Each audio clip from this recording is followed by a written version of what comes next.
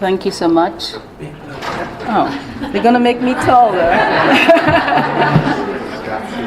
Thank you. Oh, my. Seems like I'm taller than even the Premier when he was here. Thank you.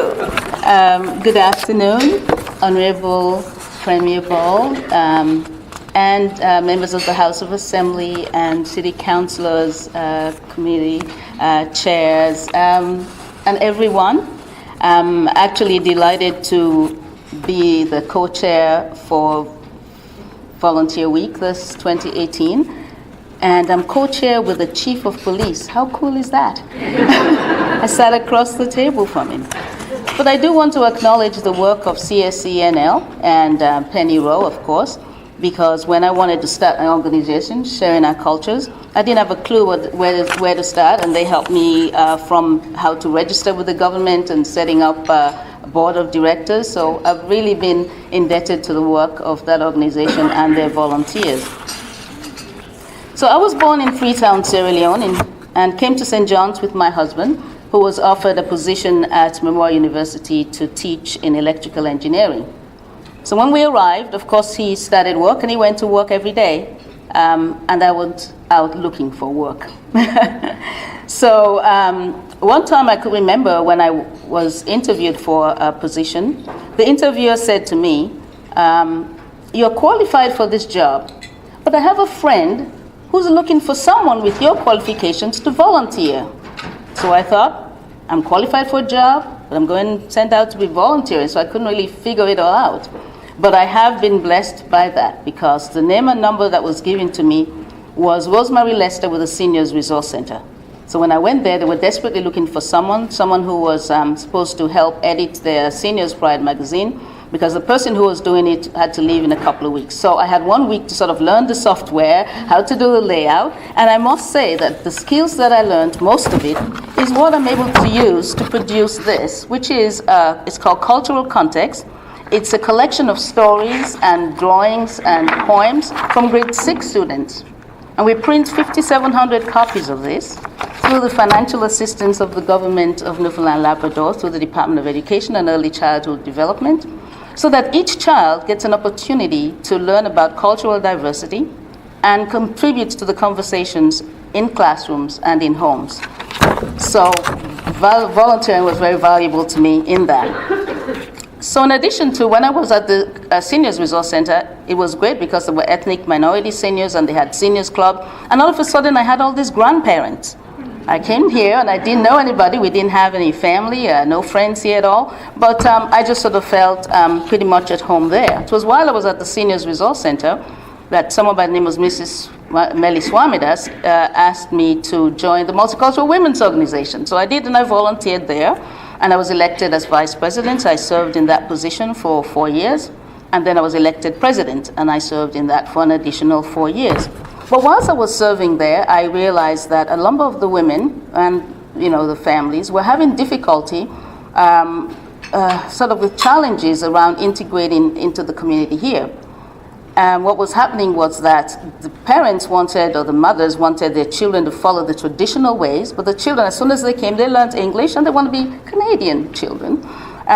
So there was always that intergenerational conflict. So I thought, why don't we design a program where we can meet together with the parents and see what we can do.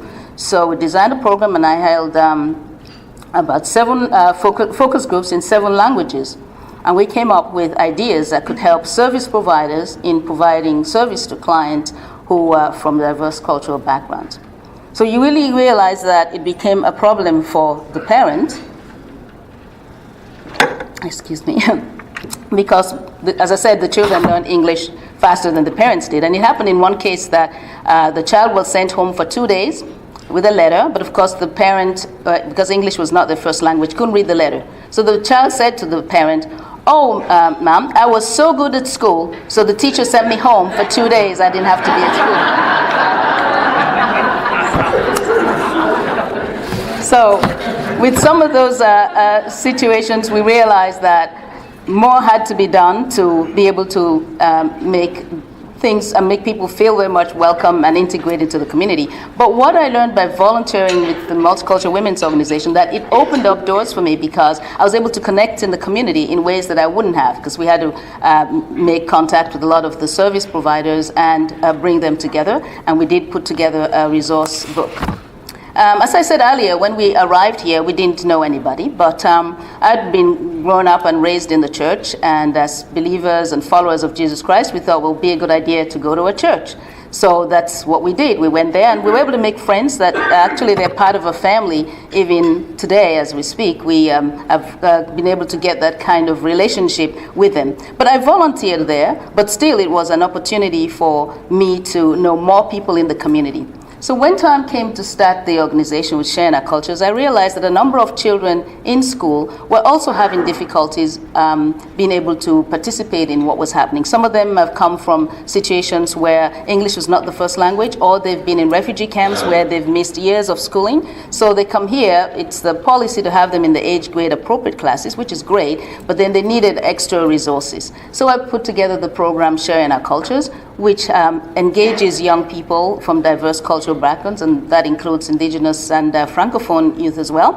And so from September to May, they get an opportunity to meet with me every week, and we learn sociocultural skills, academic skills, leadership skills. And in fact, today we have 4 of them. They were in high school and participated in the program, and as soon as they finished high school, they says, "Oh, Miss, we want to volunteer." Even though they're in university, they came to volunteer with us, because we partner, Sharing Our Cultures partners with Memorial University, and we hold workshops, skills development workshops for them. And they come every time. They leave their work and come. And also around that table, of course, we have an advisory committee. We have an editorial committee for a cultural context, and we have a board of directors, and they're all volunteers. So I'm really benefiting from the volunteering that I did, and also the volunteers that I'm able to provide an opportunity for them to volunteer as well. So I really want to say how much we appreciate all of the volunteers, and I want you all of us to join together and really celebrate the value of volunteering. Thank you very much.